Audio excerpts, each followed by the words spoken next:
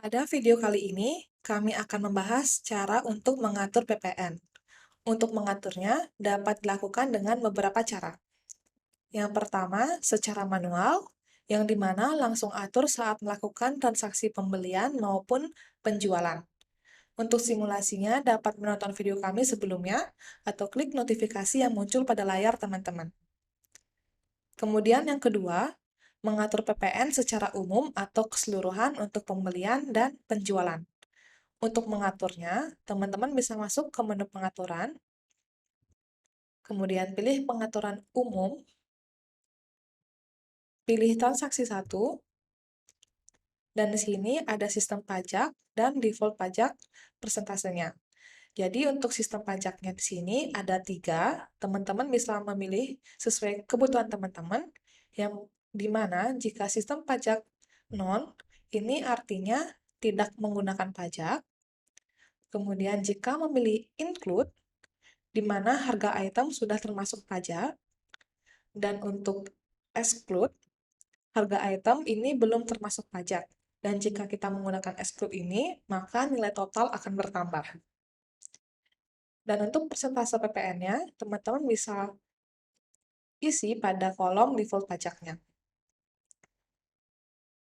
Kami simulasikan untuk memakai sistem pajak include, dan persentase PPN-nya kami beri 11, kemudian simpan. Kemudian kita coba untuk melakukan transaksi pembelian. Masuk ke menu pembelian, daftar pembelian, dan tambah transaksi pembelian. Tambahkan item, kemudian pilih suppliernya, dan pada kolom PPN ini sudah berubah sesuai dengan pengaturan yang telah kita buat sebelumnya. Dan untuk persentasenya juga sudah sesuai pengaturannya. Dan di sini ada nilai pajaknya, yang dimana karena kita menggunakan sistem pajak include, jadinya untuk nilai subtotal ini tidak ditambahkan dengan pajak, karena subtotal ini sudah termasuk dengan pajaknya ini. Kemudian, jika kita menggunakan sistem pajak exclude, kita atur kembali. Di sini sistem pajaknya kita pilih exclude, dan untuk persentasenya masih sama, 11%. Disimpan.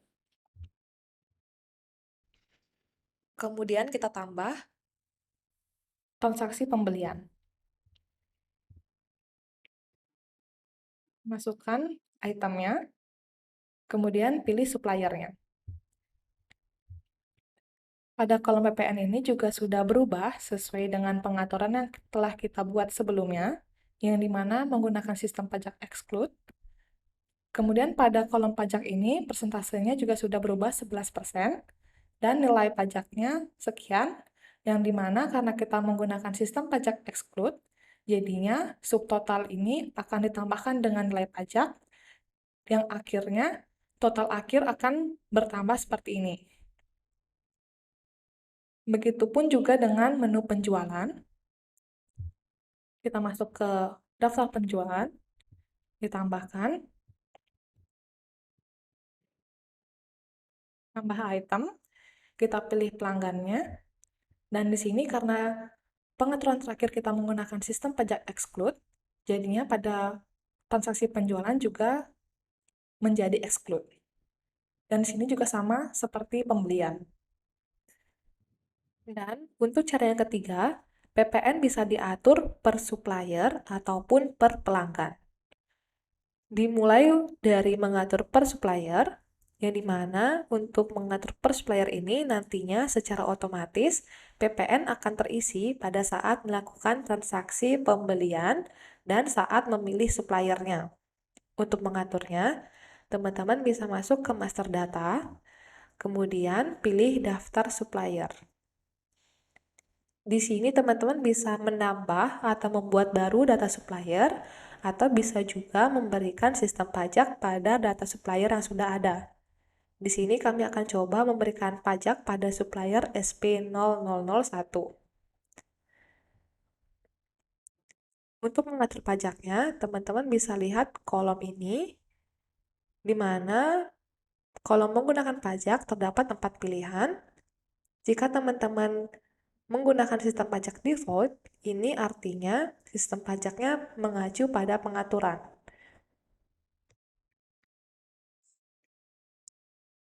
Sistem pajaknya akan mengacu pada kolom sistem pajak include atau exclude ini, yang dimana di sini sistem pajaknya exclude, yang artinya jika menggunakan sistem pajak secara default, artinya kita menggunakan pajak exclude seperti pengaturan tadi.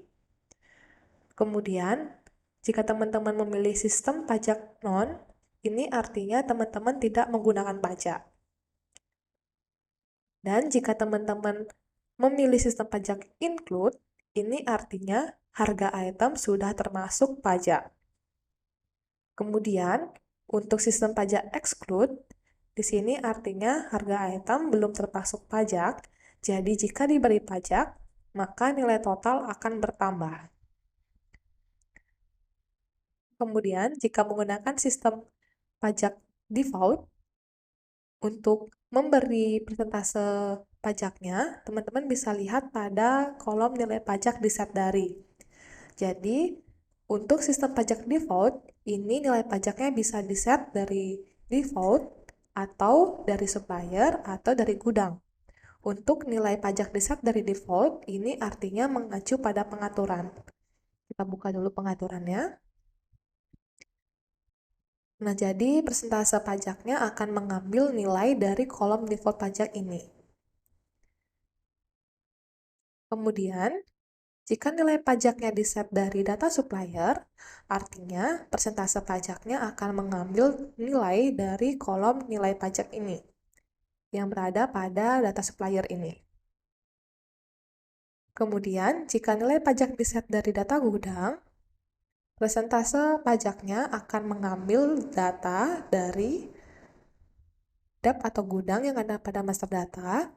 Di sini terdapat beberapa pilihan dep atau gudang, teman-teman bisa memilih salah satu, atau di sini kami menggunakan lokasi UTM, jadinya kami edit pada dep atau gudang UTM.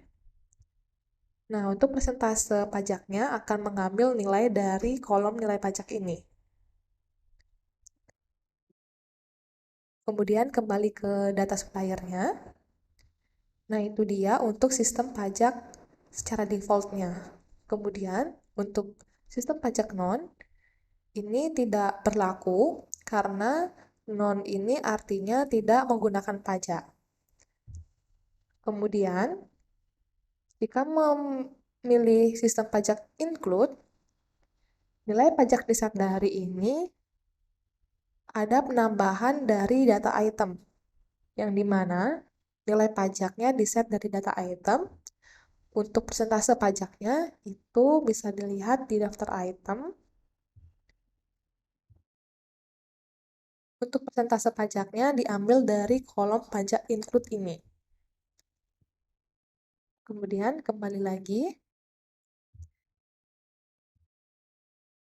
Nah, untuk nilai pajak di-set dari default atau supplier atau gudang, ini sama halnya seperti sistem pajak default yang tadi. Kemudian, jika menggunakan sistem pajak exclude, nilai pajak di-set dari ini juga sama seperti default, yang dimana nilai pajak di-set darinya bisa secara default atau secara pengaturan. Kemudian bisa di-set dari data supplier, diambil dari nilai pajak ini, dan data gudang diambil dari dep atau gudang yang tadi. Kemudian di sini kami akan simulasikan untuk transaksi pembeliannya, yang dimana kami atur SP0001 ini menggunakan sistem pajak include, dan nilai pajak di-set darinya kami coba gunakan data supplier. Karena data supplier, jadi nilai pajak untuk supplier SP0001 ini diambil dari kolom nilai pajak ini. Kami beri persentase 11%, kemudian disimpan.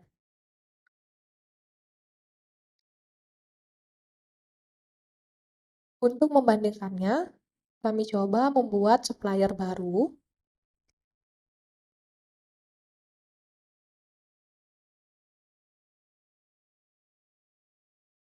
dengan menggunakan sistem pajak exclude. Nilai pajaknya di-set dari data supplier juga. Dan sebagai pembanding, nilai pajak ini kami set 10%. Kemudian disimpan. Jika sudah, kita lakukan transaksi pembelian. Masuk ke menu pembelian, daftar pembelian, dan lakukan transaksi pembelian.